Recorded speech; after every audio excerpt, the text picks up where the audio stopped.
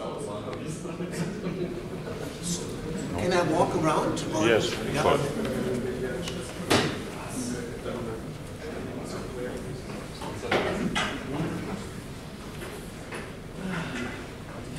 Welcome back, everyone. So the second speaker in this session is Christoph Freitag, who is a professor of databases for database information systems at the Humboldt University of Berlin. Okay. Yes, good morning, everyone. Thanks for coming. I have the difficult and challenging task to bring you back from very general ideas back to data structures and algorithms. As it was already said, I'm a database guy, and I thought I'd take you a little bit through database history and tell you what's wrong with databases today and how to fix it. Not in general, but in some specific things in order to use all the nice things that have been developed in hardware over the last 10 to 15 years.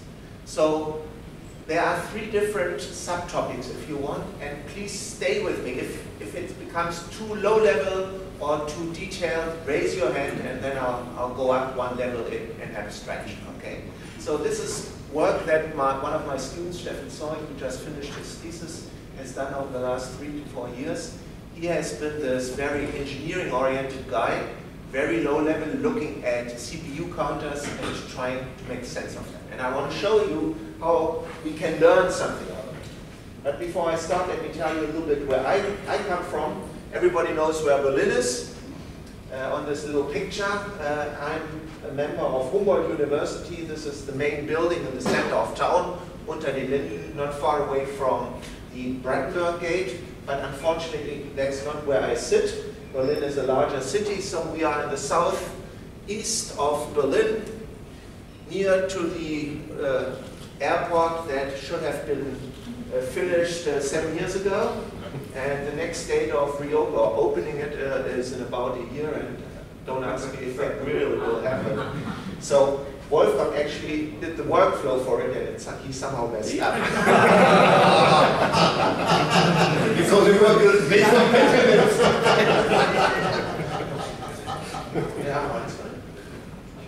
Anyway, we are situated in a very large scientific park. It's actually claimed to be one of the largest in Europe. There all the natural sciences are grouped together and surrounded by scientific companies and by also scientific non-university institutes. And so it's a very interesting ecosystem. Let me see if I get the presenter working.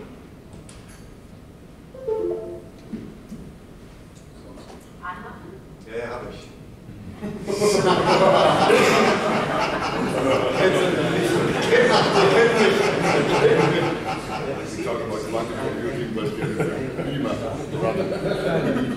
Das eine ging mehr hinter das andere. Yeah, now it works. Which one? Yeah. Okay. So yeah, thank you very much. Maybe I'm a little bit more relaxed now. Yes. So this is part of the technology center. Our building is right here. We are sitting together with mathematics. Here you see an accelerator owned by Easy. So we are surrounded. Yeah, we are surrounded by various other non-university labs. My own group works in these 4 areas, so we were part of the original development of a system called Stratosphere, I call it a second generation MapReduce system, which has become Apache Flink, mainly promoted by my colleague Volker Markel. I have worked in privacy for database systems and recently also in medical workflows. I will talk to you on hardware. And I have been always interested in using database technology in various areas, starting in genomics. We recently finished a big data project with people from the Geoforschungszentrum in Potsdam, building a very complex pipeline for satellite data. But this is not what I want to talk about. I actually, why do you laugh? Next talk, next invitation, okay? Yes. I want to tell you or talk a little bit about database development. I'm already a pretty old guy. I still know Ted Kort, who developed the relational model. I have worked for him in person. So I've seen a lot of database technology being developed. I've been part of a team that was predecessor at IBM Almaden, working on the predecessor of DB2. So I've seen a lot of database architecture, and I think it's time to to look again at what has been done over the last 40 years in the context that hardware has changed. And so many of you are aware that things have changed, but I want to pick out certain things and tell you why I think we have to change in databases.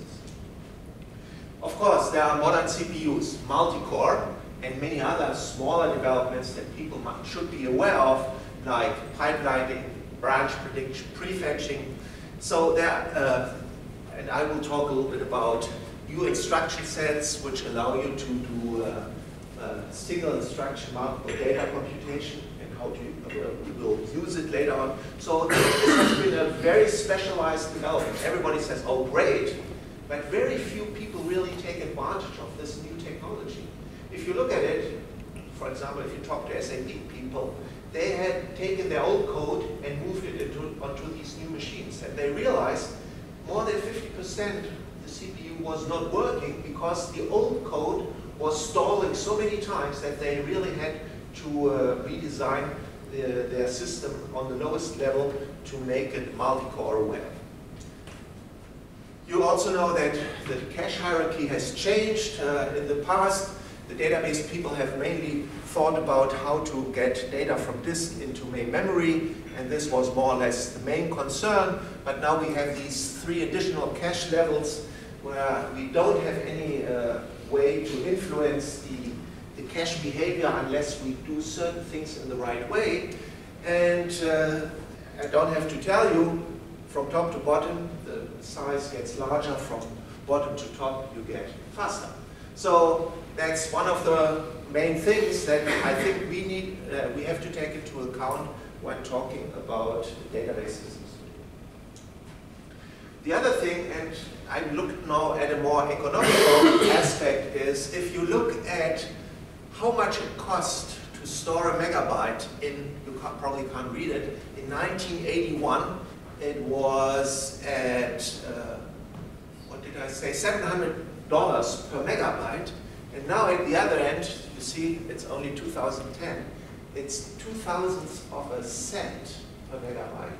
Things have dramatically changed, and I think this is also has to be taken into account, that we have now economically things available that 10 or 15 years ago only a few people could afford. Now we can build really large systems for a much smaller cost than 15 years ago.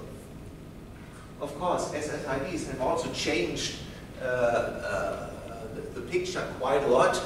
I think most of you use it already in your laptop. I recently heard that Google has completely kicked out all of its old disk technology and has replaced everything only by SSDs.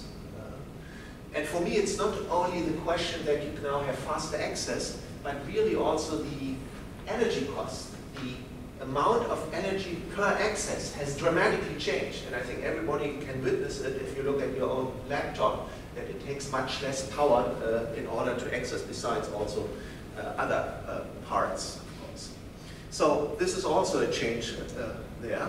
And of course, based on all of that, we build different systems. So we have these CPU farms. I remind you, these companies are already out of business, but probably not because of this development. You could buy them, or you could actually rent these containers full of hardware, put it somewhere where you only needed internet access, water, and a little bit of power, rent it for a couple of days or weeks, and then it gets shipped off to some other place.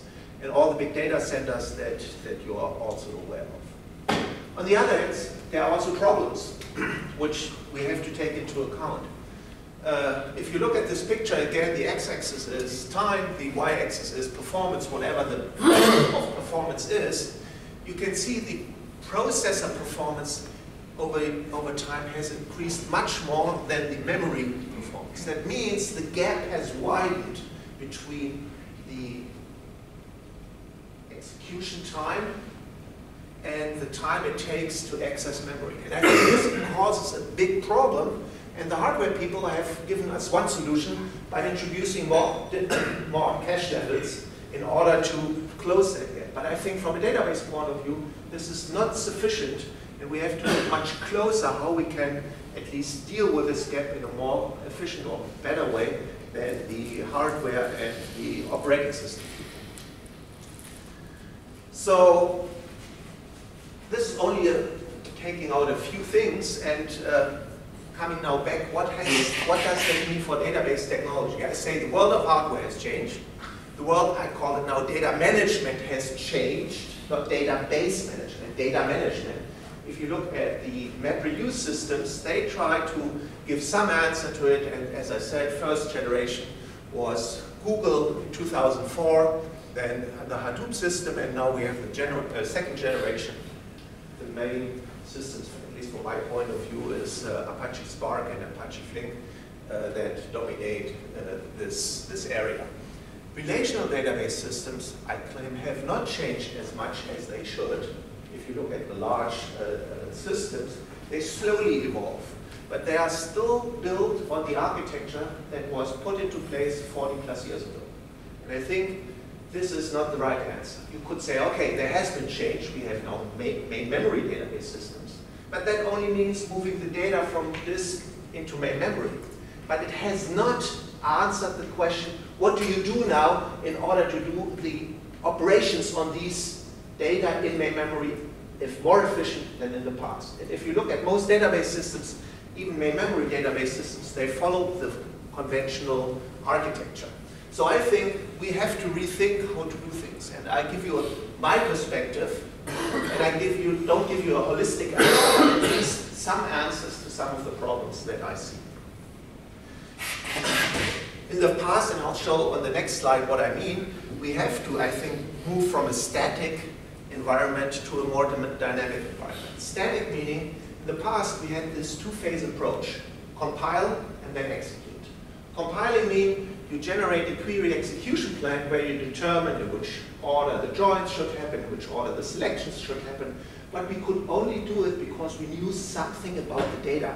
We had histograms that told us about the value distribution. But today in a dynamic environment, you get this huge data set. You simply cannot afford 2 days and say, first of all, I have to pre-process, I have to see what the value distribution is, build and then we can start the real evaluation. No, today you get the data set, and from the very beginning, people expect that you can work effectively, efficiently on it. The question there is, how can you do this without spending a lot of time on pre-processing? Yes? Do you think this is also true for example, NoSQL systems? Also, well, NoSQL systems are only partial systems. They actually don't do anything in that space. They're terrible. Let me complete my question. Yes. They are terrible from a science point of view, because they do something. They do data processing in a kind of new way. But I think the problem is that, as always, science is behind what prevents it. No, let me give you my perspective. NoSQL systems try to cater to parallelism in the sense that they do data partitioning and say, according to the number of nodes we have, we partition our data and we know exactly if we want to look for something, we know which node to go to, or to some extent, if you want to do a selection, either to run the selection on all nodes or select the nodes where you expect the data to be. But I think where things already become much more difficult is how to do a join in a distributed parallel environment efficiently. And I think this is what we still need. And a lot of these NoSQL systems start without a declarative, whatever, interface. And I'm still assuming, and I'm probably an old guy, SQL, even though most of us know the disadvantage of it, we need some kind of interface that is higher level than a record level interface. That was also our experience when we used the MapReduce system. We have this great technology. You can have all kinds of things around it with data flow graphs, but for most non-computer science people, this is still too difficult. You need a higher level of abstraction in order to get their attention. So I totally agree. This is what I'm going to be talking about later. But I think the mess of NoSQL systems is that there are so many and they are all special purpose. they cater to a small thing or a small market, and I agree, the relational try to cover a wider range. And I'm always assuming here, I'm starting from relational technology and ask what can we do there, assuming that we have a declarative interface, because I'm still convinced we should start with or we should give the programmer a declarative way to access his or her data. And thanks for adding it. To support this, there is that notion of new SQL, yeah? The NoSQL and the new SQL, and they are basically reintroducing declarative languages.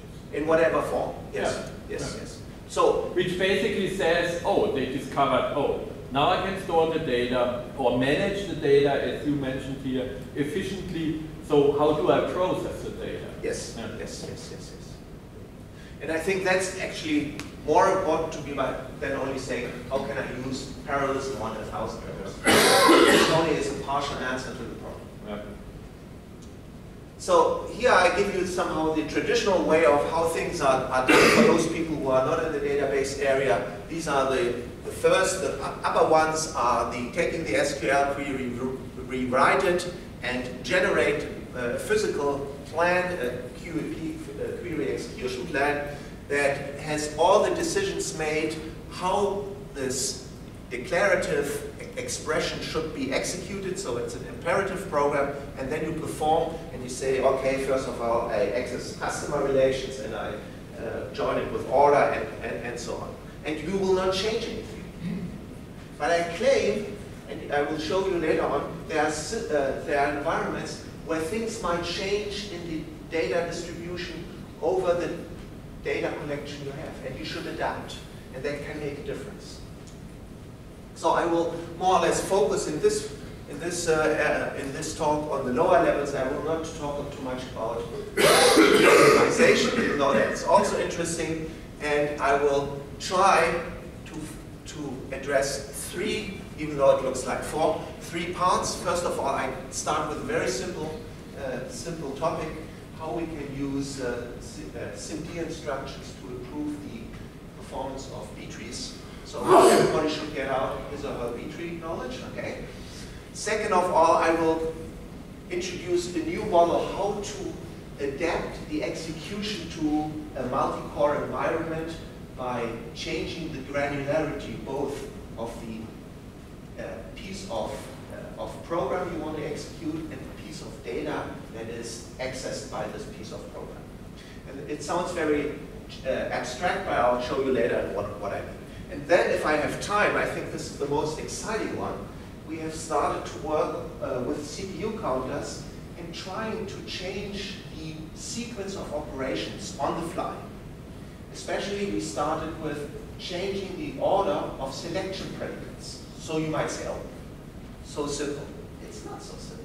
If you have no idea if you don't know anything about the selectivity of these different predicates, you have no idea in which order to execute them. But it can make a big difference. If you have one predicate that filters out all your tuples, then take that first. If you have the other extreme, if you have a predicate that doesn't filter out anything, either ignore it or put it last. So you really want to have the most selective predicate first to be executed, and then what is first can change over time. And so you have to adapt. So let's start with faster index search.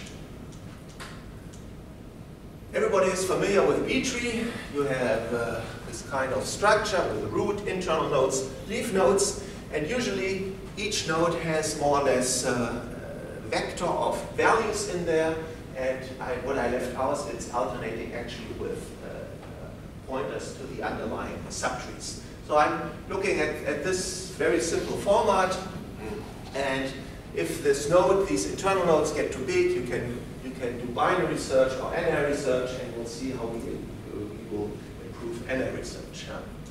So can we do better than what is there today? And I claim with current hardware technology we can do better. And how much I can also show you.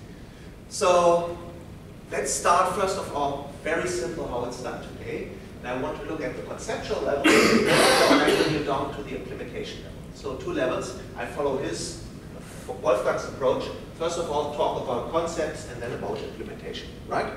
Yes, but you can skip also the implementation part. I disagree with you because then it's up to you to learn something, okay? So, single structure, multiple data, hopefully everybody is aware of it. You with one structure, you can add a constant or can add two numbers, or you can even do comparisons, okay? And then you get back a comparison vector of 0, -1, or +1, depending on how the comparison works out. So let's look at binary search. Very simple, okay?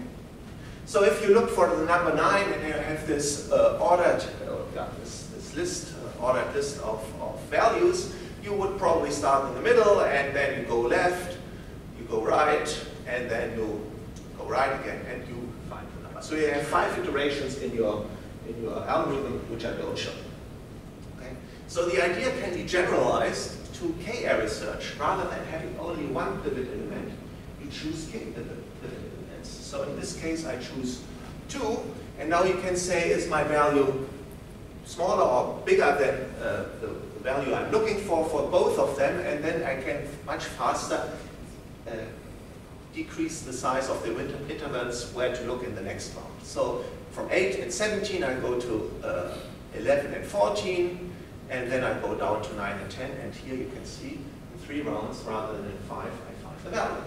So first question, which I will not answer, what is the right hand? Here I use 2, you can use 4, you can use 5, so I'm not answering that question. But I wanted to show you simply that doing binary search doesn't mean you only have to have one pivot element. Okay, so how can we now use the SIMD? Well, if we stay with k equals to 2, we can load the 2 pivot elements in a special register, and the size of that register depends on your architecture. I will talk about it later, but you can store or load these 2 values in these special registers.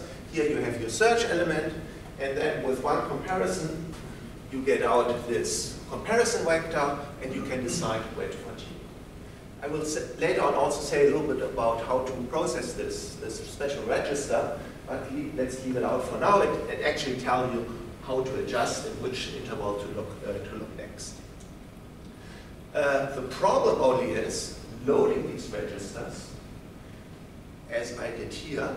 I need actually 2 load instructions, one to get the 8 and one to get the 17. There is also a vectorized load instruction that allows you not only to load one value, but n consecutive values with one load instruction. So if in this case, that would mean if I load 8, I indirectly also load 9, 10, 11, which I don't need. Actually, I need that one over there. So in this case, I still would need 2 load instructions, even though the vectorized form would allow me, if I have a cache line, to load 4 values in one instruction. So how can we take advantage of that? In order to show you how to do this, let's look at an abstract tree, how the search is performed. So what I'm saying here, for the initial search, I use the original pivot values 8 and 17. Then I can have 3 choices. For the first choice, that the value is less than both pivot values, you get the 2 new values 2 and 5. If it's between 8 and 17, 11 and 14, and if it's bigger than 17, 20 and 23. And so this is more or less the search tree, and these are always the values you need in order to fill the SIMD registers. So this gives us already an idea. Rather than storing the values in increasing order, we store them now according to the access pattern that is seen here. So what does that mean? We store the tree in a linearized order. In this case, we store it breadth first. So we take the first 2 elements, then we get the next level, 2, 5, 11, 14, and so on. And now we have the tree in a different order, linearized breadth first order.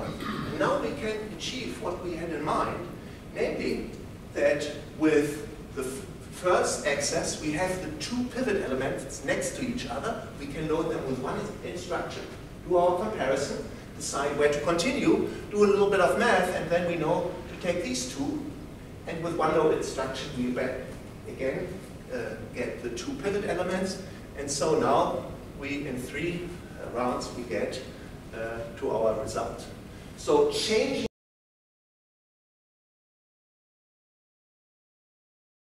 from what we always think, or what we also teach in a ascending order, we now store in every node the values according to the axis order. Okay? So, any questions so far? How expensive is it to create this linearized order? We are on the conceptual level. Now I come to the implementation. Okay? And what does it mean for split, merge, reorder? That's what I'm coming to. Okay, do it. There's the bad news. I don't want. You need, in times of big data, you never update. You only append. Okay. So let me first of all give you some ideas. Usually the SIMD registers have a fixed width.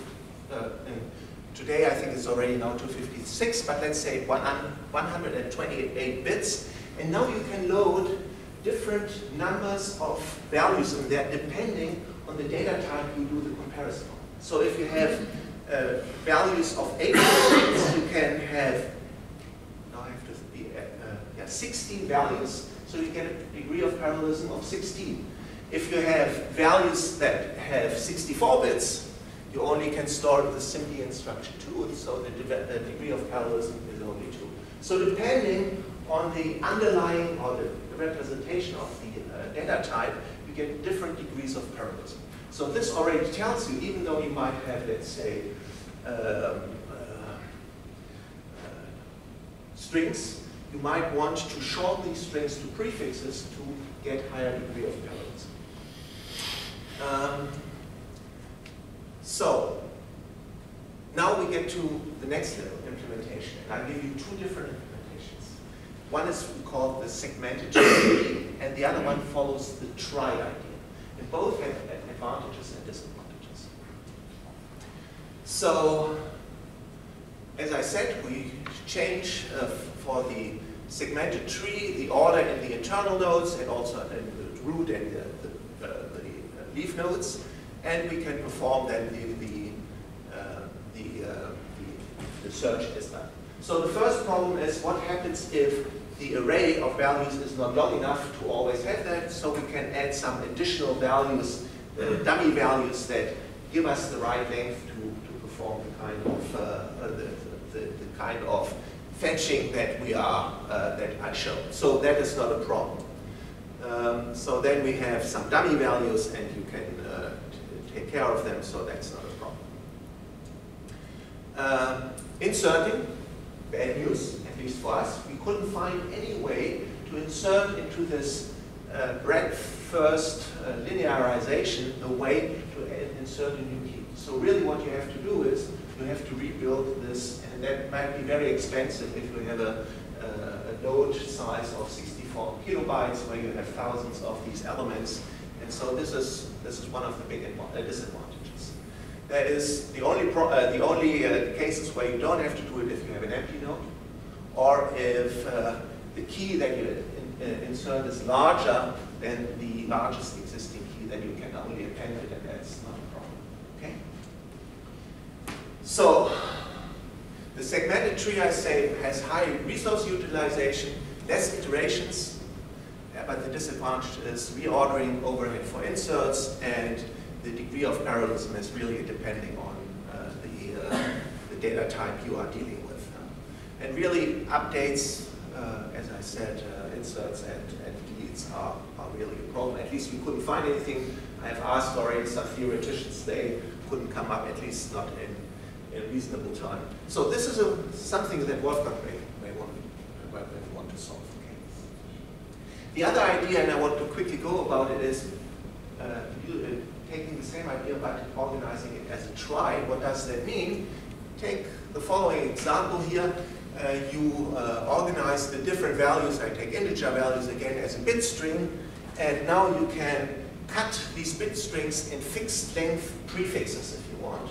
So here I have the 0, 0 at the beginning, and the second part is 0, 1, and so on. And based on that, now I can build a tree that takes advantage on each level, one prefix after the next. So you, on the root level, you have the distinction here between a prefix 00 and 01, and pay attention, we only have to store the prefix 01 only once, and then it separates out and branches, and so rather than having 1, 2, 3, 4, 5, 6 values, you only have 5 values. And of course, if you have longer representations, you get more levels. The tree is deeper than only 2 levels. And so here it's a little bit generalized, and things can be used in a try way. We also have looked at this. We have the same kind of problems. Updates are the problem. We have fixed level record reordering overhead is also there. So we have a similar problem as before. And I will show you both kinds of trees have different performance behavior. And that's is the last part of that one. Here I only summarize what I have, or what the similarities and the difference are. And let me go to the evaluation. Since we did this some time ago, these are not very powerful machines anymore, but it's really only a question of comparing things. And let me start with another remark I mentioned already, that it is very important to evaluate this comparison vector. And we used 3 different kinds of comparisons. If you are interested what the details of these comparison ways are, one is bit shifting, one is what everybody probably would do is using a case statement, and then we had a third alternative called pop count, and this has a dramatic impact on the evaluation. Here are 3 different scenarios. If you only have one single value or one node, here we have 5 megabytes and different nodes and 100 megabytes of nodes. You see when we use the pop count comparison, there's only a slight increase in time while the others more or less go up more linearly to the size that is used. Okay. So pop count, I don't go into details, seems to be the best way to evaluate this vector of comparisons, and yeah, so that you can do already something. Then here I have the different comparisons, getting a little bit more difficult again. For, now I have to see, for 8-bit, 16-bit, 32-bit, and 64-bit data types, meaning here you have a degree of parallelism of 16, at the other end, degree of parallelism of 1, and in between, and you can see there's a difference in evaluation depending on now the regular binary tree, B tree or B plus tree, and then we have the green and the blue one distinguish whether or not the tree is ordered according to breadth first, as I showed you. You can also order the values according to depth first, and it makes a difference, as you can see. Okay, so we for some time couldn't figure out why, but at some point in time we looked at also the cache behavior, and it seems to be that the cache behavior for depth first ordering is more advantageous than the breadth first ordering. So there is a difference in how the caches are managed. I leave out this one, also another comparison, and that's the first part. Yeah, any questions?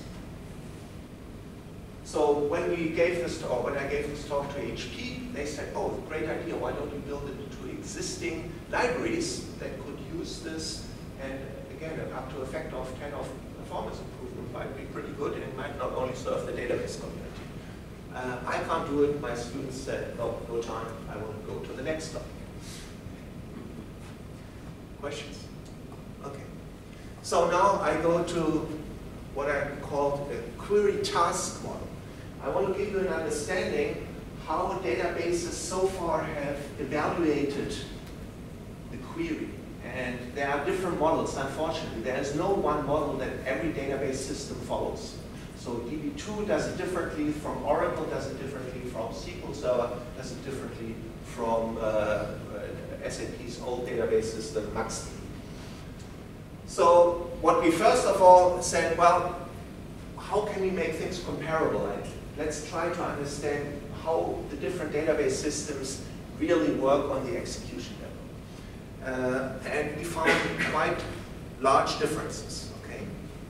The differences are what we call chunk size, how much data, how many tuples each operator takes, works on it, and then spits out the result. So the easiest one is take one tuple, operate on it, get it out. You could also take a set of tuples, digest it, spit out the result. And in the extreme, take a whole relation, work on it if it's possible, and give out the example, okay? The result. And then there's also a difference in execution strategy. So I'll show you what I mean. And we wanted to really understand it and make things a little bit more comparable, first of all. So let me give you an understanding of what are the different chunk sizes. As I mentioned already, there's the tuple at a time model. It has been used in the original relational database system, which hopefully everyone knows now. That was System R by IBM, worked on in the late 70s. They use tuple at a time.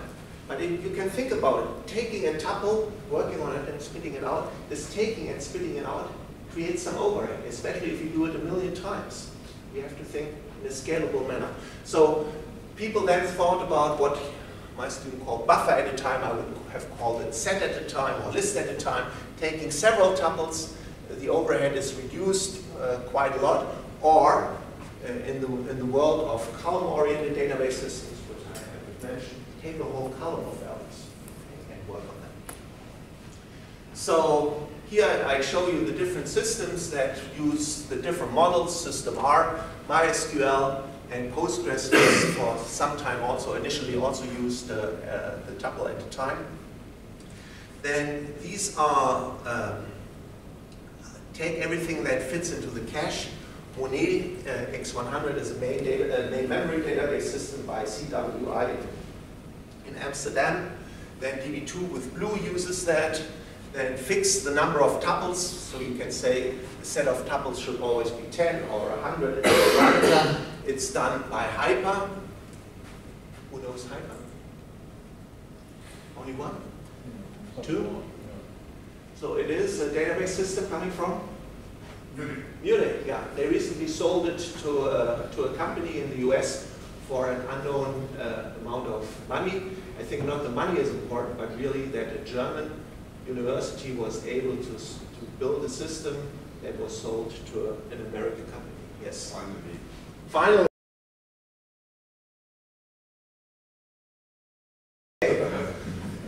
Then fixed block size, C-store, or here column at a time, also in MonetDB, which is very similar to this one. They have different versions, so that is using a new kind of execution engine. So let me show you the different execution strategies or scheduling strategies with this kind of what I call a query execution plan. So maybe now you have to follow me to understand what this means. It is an execution tree. The leaves again show you the different relations that are accessed, R, S, and T. And we use two hash joins, and usually hash joins can be separated into a build phase, where you build a hash table, and a probe phase, where you go into the hash table and see whether or not adjoining partners can be found in the hash table. So for R and S, you build the hash table, and then you take tuples out of relation T, you do a selection, and those tuples that pass the selection look into the both hash tables and see whether or not they have joining partners. This is the idea. Okay? And by the way, this is an abstract form, so in different database systems they are implemented differently. So some have this structure which gets interpreted, and if you are a little bit smarter, you actually, like in Hyper, you actually generate C code or assembler code out of it. So one of the ways that you can operate on this kind of structure is called the open next close paradigm, which has been also used in System R, but also in SQL Server, which works as follows. The topmost operand says, I need a tuple.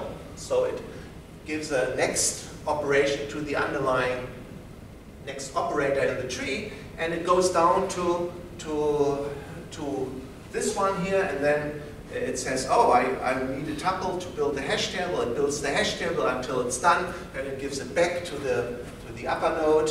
Then the next hash table is built, and then we give back the action to this one, and then the flow through the one branch can start with selection and probing the two hash tables.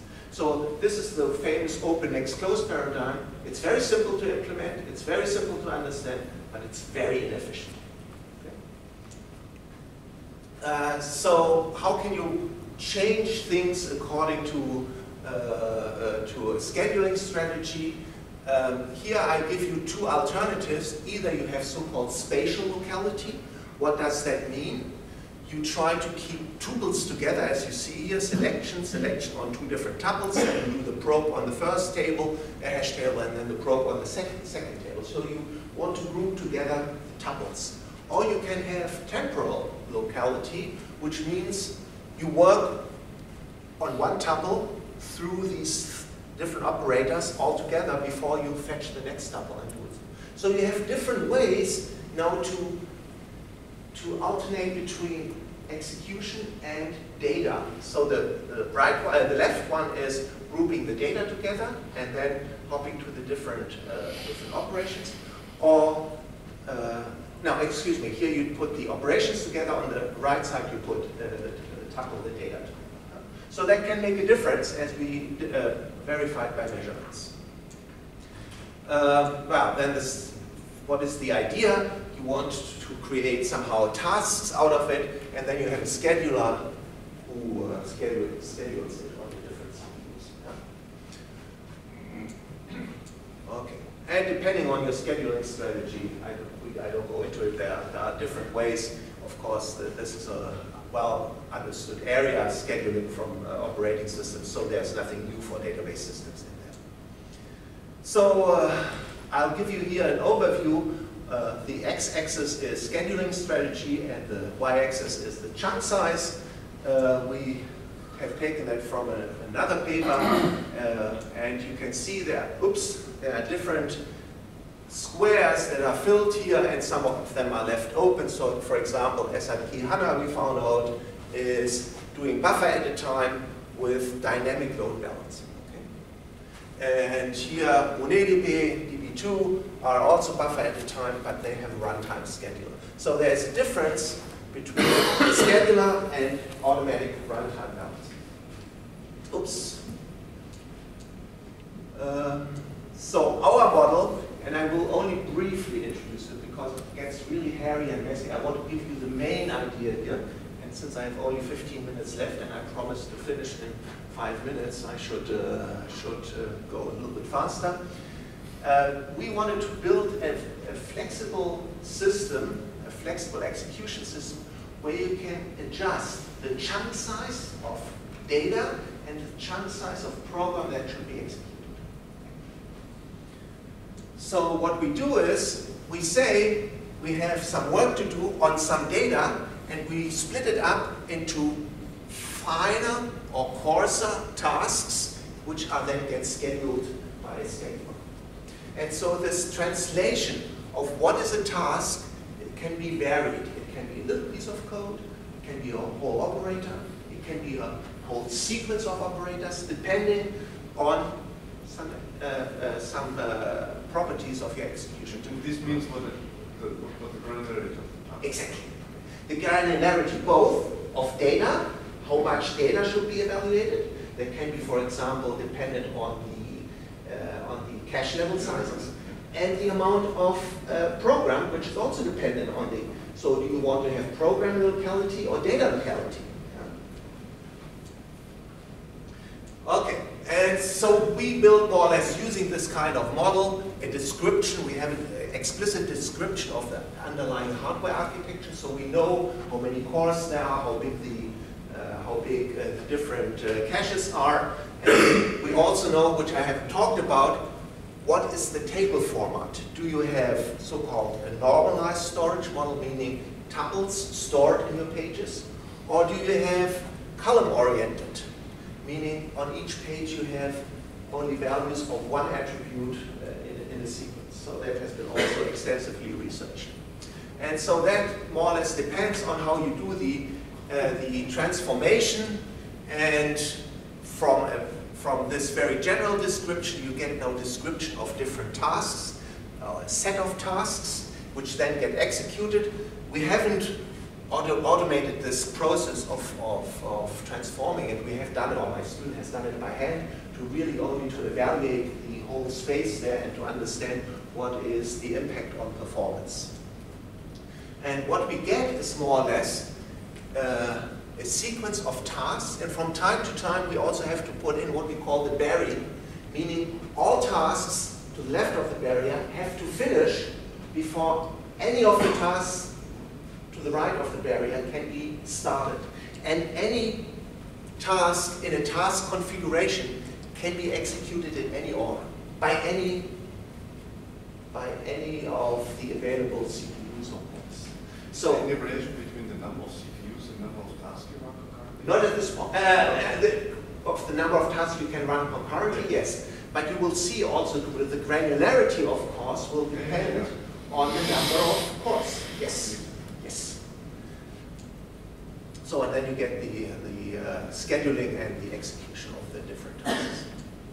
So let me show you a little bit what we did. We had a very simple pipeline with this kind, again, with three relations, as I showed you, the build phase, one relation with the selection, and then the so-called probe phase. All three relations had 30 million tuples. The selection left less than 25 million tuples, and I don't say anything about the join selectivity here. It's less important. And without going into details, here I give you the different ways that the tasks were ordered in our queue and how things were executed. And so don't take the, you have to look at the paper to really appreciate the details. Here are the different names again. For example, the tuple using a pipeline operation. Buffer size is 1, meaning only one tuple at a time. So we had for every tuple you have one task, so you have 30 million tasks, and because of parallelism and because of the three relations, you have 90 million tasks, meaning fine-grained data, and therefore also fine-grained on the operation side, code size, and therefore you get 90 million different tasks. Is it straightforward to determine the variance? To determine? The variance, the variance. The variety? No, the barriers. It is possible, you can always put it, for example, in our the hash tables. Is it some optimization? No, it is natural in your in your tree. Let me show you again. The tree says you cannot do the probe before you have built the hash table. So that means building the hash table has to be done first. Well, or when you have a sort or an aggregate. No, that's fine. So, on the other hand, we have here operator sequence. There you have many tuples together. So you have 4 tasks per operation. Total number of tasks is 20. So you see we went down from a very fine-grained 90 million down to 20 tasks. So very large data chunks, and therefore very few tasks only. And here I give you now the execution times for the variations 1 to 9. And the y-axis, look at it is the nanoseconds per tuple. So it's normalized per tuple. And so you can see per tuple time is for the first 3 alternatives is between 600 and 1,000 nanoseconds. And for the other ones, it goes down to below 100 nanoseconds. So a factor of 10, you can vary depending on what kind of granularity in data and program you choose, or data and task you choose. So the question now is, how can you take advantage of the space there when you plan your query execution? We don't have an answer to that now because you have to evaluate that ahead of time, but I only wanted to show you there's room for improvement depending on the size, the granularity of data you execute with one task. Okay, so the the insight we had, and it's a little bit more detailed in the paper, when you have medium-sized tasks are data efficient. Why? The data or the buffer fits into the cache. You have high data locality, but you have a high number of tasks and instructions to evaluate. So if you want to always look at the cache sizes, you have high efficiency on the usage on your caches, but it means very often that you have to do a lot of repetition on the code. On the other hand, if you have large tasks, then it's instruction efficient, because large tasks means larger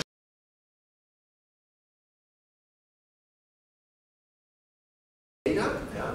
So it decreases the number of instructions and tasks, and you get high instruction locality. And on the other hand, that's the cons, more data cache misses if the cache size is exceeded. So cache size and the not getting the data there is a big, big problem, because it takes much more time to go from an L1 and L2 cache to memory than having it local in one of the caches. Okay, I think I stop here, and I will not go to the third one, even though this is very interesting. Maybe I'll give you one interesting picture, namely the result, okay? How much time do you have? We still have 5 minutes. 2 minutes, 2 minutes. So let me only show you what we started from. This is a query coming out of the TPCH benchmark. It is, don't worry about the benchmark. But what it shows you, it has 1, 2, 3 different predicates. And depending on the value, which I haven't specified, you get very low selectivity or very high selectivity in percentage. Okay? Either everything is selected or nothing is selected. And on the y-axis, again, it's not trivial, it's the plan or the cost of the worst plan compared to the best plan.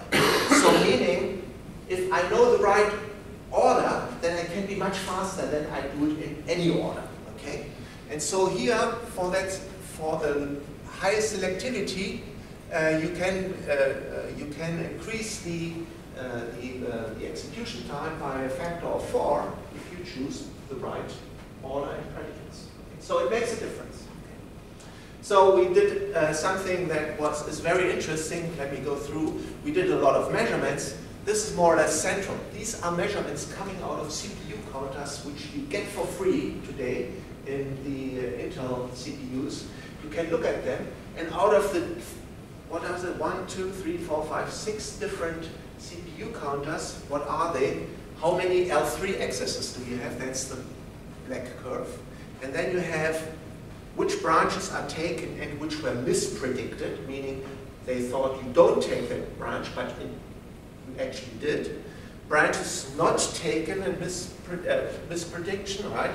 Branches, misprediction, and branches taken in total. So you get these different curves, and the amount of counts which tell you what the CPU thought the branch would be, left or right, and what actually really happened. And from these curves, we started to build what you would call a machine learning environment, which told us whether or not the predicates are in the right order or not. And the machine learning algorithm also told us which is the right order of predicates. Only looking at these counters. After the fact? No, while running. Because our additional code is so small, we have a simple Markov model which we put into the code, in which it automatically, on the fly, can evaluate at certain points in time, are we at the right track or are we at the wrong track, looking at the counters, and then decide which is the better order. Isn't it also dependent on the next data that you're fetching? Of course, that might change over time. So if you rearrange it, then the next data. The next time it says wrong order. So basically, you do a better prediction than the system itself. A prediction at runtime, Yeah. at execution. Okay. So you could cut off the prediction of the. We don't need any runtime histograms first. anymore. Yeah. Forget about it. We can take, as I promised. No, that CPU prediction. Yeah. Yes. You do your own. So you do fixed operators. No, based on whether or not the predicate was true or false, okay. we can say this was right or wrong. So the more mispredictions you have, you say you want to go down with true, but it was actually false. You have an idea of the selectivity. And therefore you can say high or low selectivity, together with some other stuff. It's not that easy, because it's always a combination of counters in order to make the right decision. Okay? This is actually what the result is. So we have we replace somehow the year value with something that says between 1996 and 1998. And then, since we had, what was it? Now I have to make sure. Actually, that was a shortened version. So we have 5 predicates. So you have a permutation, 120 different alternatives. Those are shown on the x-axis. On the y-axis, we have the runtime in milliseconds for taking a fixed order. And this is the order which is done at real time, always changing or possibly changing the order. So despite the overhead you introduce, you always get, in all cases, a better execution. So this is the result. So we have used this also now, or my student has used it now to extend it also for joints, which has not been published. So this finishes my talk, and I hope I convinced you that there is room for improvement of moving our static model into a dynamic environment with dynamic decision making for query optimization. That's the main thing. Thank you. Thanks for being right on time.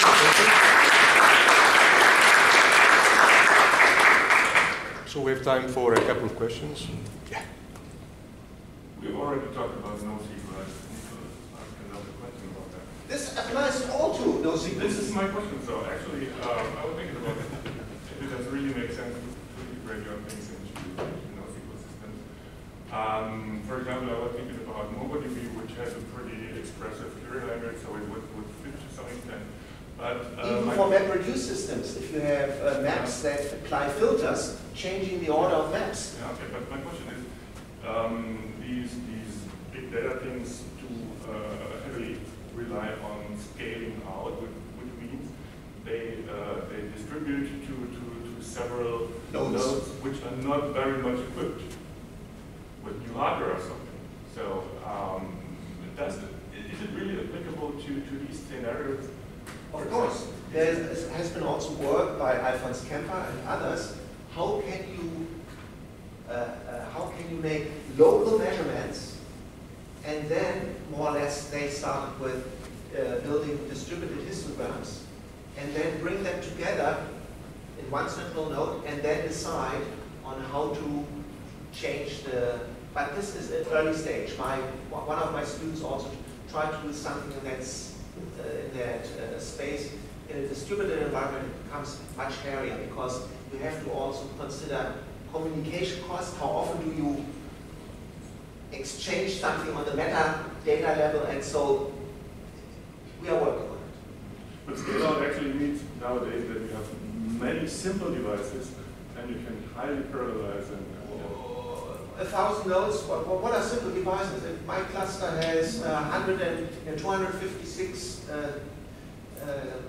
gigabyte of main memory, and it has 32 threads. So, what is a simple device for you? Even this device is multi-core. That's right, but I'm not talking about these scenarios. Okay. But really scale. If I can jump in here, I think the exascale, one of the prevailing architectures for exascale is computers built out of chips like in your cell phone, the ARM ones. And these are fairly unsophisticated CPUs with no vectoring, no sophisticated jump and stuff. So it's an interesting I'm not claiming that everything is done. We did it on the Intel environment, I agree, but my claim is today you have so much compute power, don't save compute, waste your compute power, because most of the time the processor is waiting for work. So use it to do extra work that helps you to improve your long-run computation. Super. If you look into parallelization of the hash join, i.e.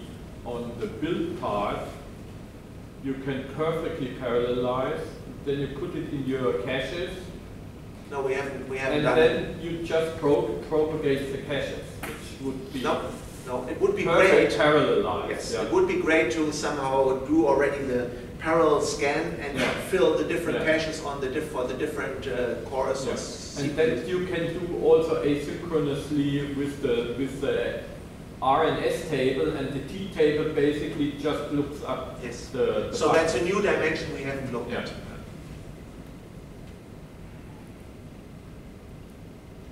So I hope you got something out of it. If you didn't get anything out of it, take this message. There's so much compute power. Use it, use it, use it. I think there's one more. But that's not clean IP, right? What Because is it? the idle cores Ah. are idle because they don't use energy. And if you waste it, that means you waste energy, right? And if you have a big data center and then you have to have an atomic energy production decided to keep it running, you also run it to Now you ask me a question which I cannot fully answer because I'm not the hardware guy. But my picture of it is stalled executions also cost you energy. Not only time, it costs you also energy. What doesn't cost you energy is if you switch off one or more cores. There's also work in that direction that says how many cores do you really need, and those ones you don't need. But here that's not the question that I address. And I think stalled executions will not save you sufficiently. That's right. But here I'm careful because I'm not the expert. But you're right. Okay. Okay, let's thank the speaker. Thank you very much. Okay, thank you for attending. Let me just note that Yeah. the next session starts at 14:45, at 2:45, so note the time.